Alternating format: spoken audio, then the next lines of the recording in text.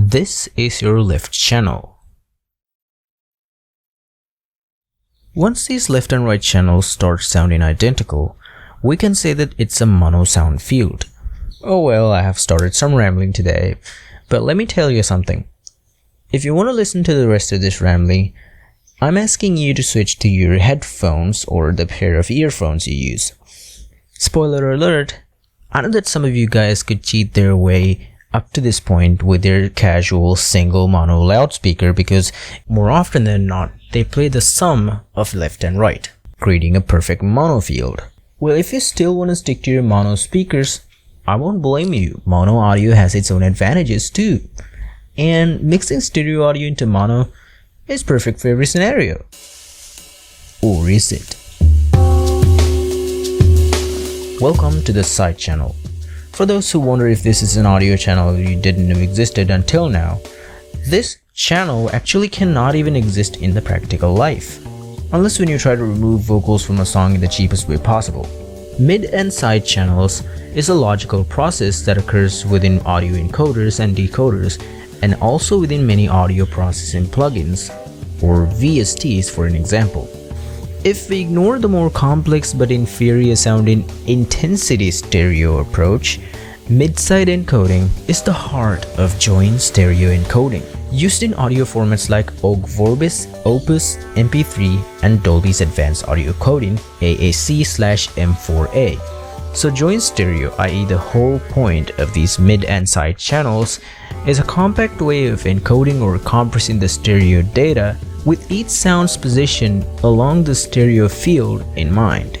Simply speaking, it actually sorts out what is common and what is different between left and right. So our mid channel is dedicated to contain the common share. This is done by adding both left and right signals together, while side channel carries the difference. If you know basic math, we calculate differences between numbers by subtracting them. If we subtract a small number, say 2, from a large number, say 8, we will get a positive 6. If we do the opposite by subtracting an 8 from a 2, we will get a negative 6. As a rule of thumb, side channel always subtracts the right signal from the left signal. But here's where things get more interesting. So our side signal is the subtraction of right from left, i.e. L minus R. Then during playback, the decoder mixes the side signal with the mid signal at the left back again, but mixes an inverted copy of the side signal with the mid at the right channel. The word of mouth may make it appear like a complicated black magic, but simple algebra is way better in summarizing this process. But let's get real. What's even better than listening to whatever this is, right? Well, I've got a sine wave for you. So let's pan this friendly sine wave from left to right slowly. By panning, we neither do any changes to the amplitude nor flip the sine wave. The hills will be hills, valleys will be valleys. If you imagine a straight line spanning between your left ear and right ear, the sine wave is simply navigating the path along it. Whether you're listening to it in stereo or mono, the loudness you perceive is not gonna change through time. So here it goes.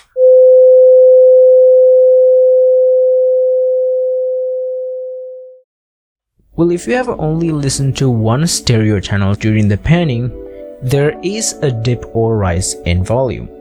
Not only that, stereo audio is capable of playing completely different audio tracks in left and right.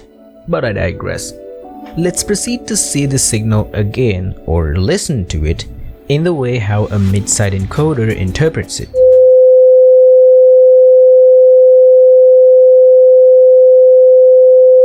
Let's try panning another signal, this time a noise, but straight up in the form of how a mid-side encoder sees it.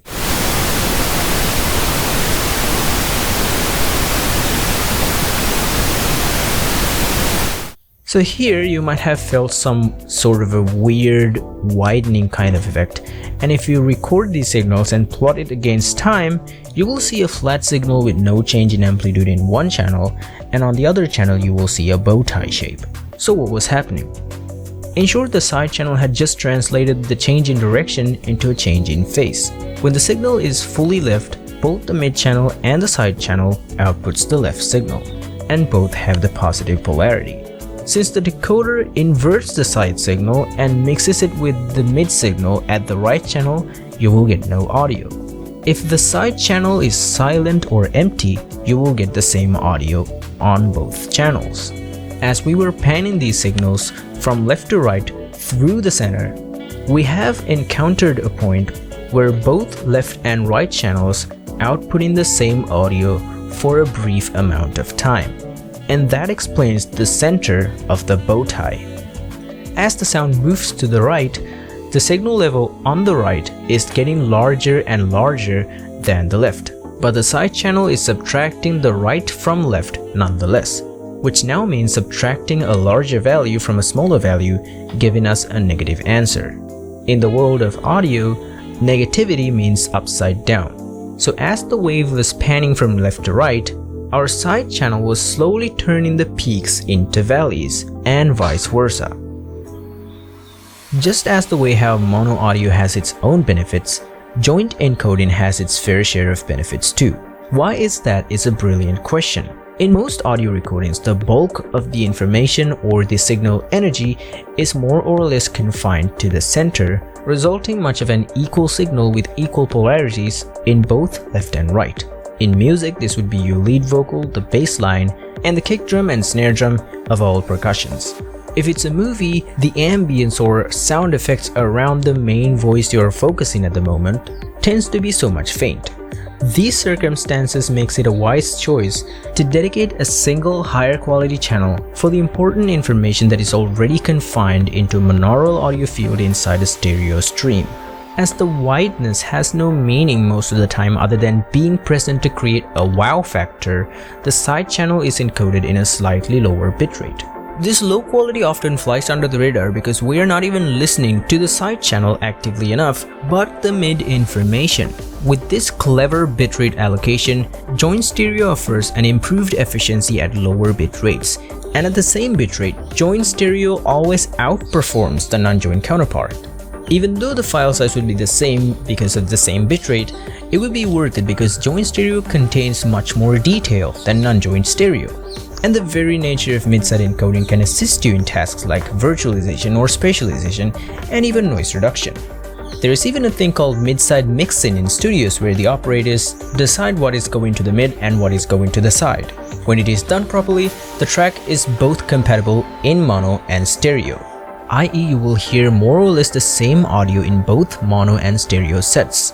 If something is only present in the side channel and not the mid channel, according to the aforementioned routine of subtractions, that piece of audio is going to be cancelled out in mono streams.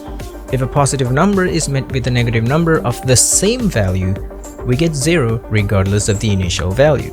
So there is no sound, which means that that piece of audio is not compatible with mono. Even if you have a stereo setup but with its speakers placed close enough to each other, you're gonna have a hard time listening to those side-only information, if any. So that is the whole convention of mono compatibility inside mid-side mixing, and the goal of it is to ensure that you're not gonna be missing out of any information despite having a mono set instead of a stereo one. Well, consider this video as an exception, mind you, because here I have done completely the opposite to just talk about all of this. So yeah, I guess that wraps it up. Thank you for watching and thank you so much for listening, and I hope to see you later. Be sure to subscribe, put a thumbs up if you enjoyed it, and it would mean a lot to me if you shared this with someone else who might find it useful. This is Tari314 signing off. You are awesome.